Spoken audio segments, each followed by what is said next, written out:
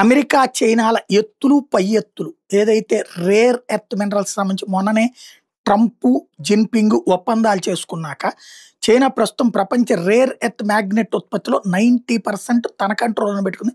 America అసలు ఇంతకాలం అది ఆలోచించలేదు. ఇప్పుడు ఆలోచించేటప్పటికి ప్రాబ్లమ్ రావడంతోనే సచ్చినట్టు ట్రంప్ పరిగెత్తుకుంటూ వచ్చి 100% టారిఫ్‌ని మళ్ళీ 19% తగ్గించుకొచ్చాడు.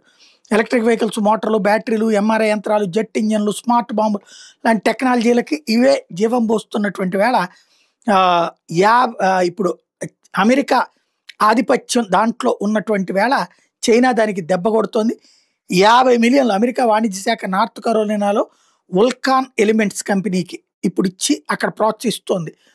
620 మిలియన్లు పెంటగాన్ నుండి అదే కంపెనీకి అప్పిచ్చి ఇంకో చోట పెట్టిస్తోంది. 550 మిలియన్లు ప్రైవేట్ పెట్టుబడులుగా 10,000 టన్నుల మ్యాగ్నెట్ ప్లాంట్ కోసం అని చెప్పేసి అమెరికానే ప్రోత్సహిస్తోంది.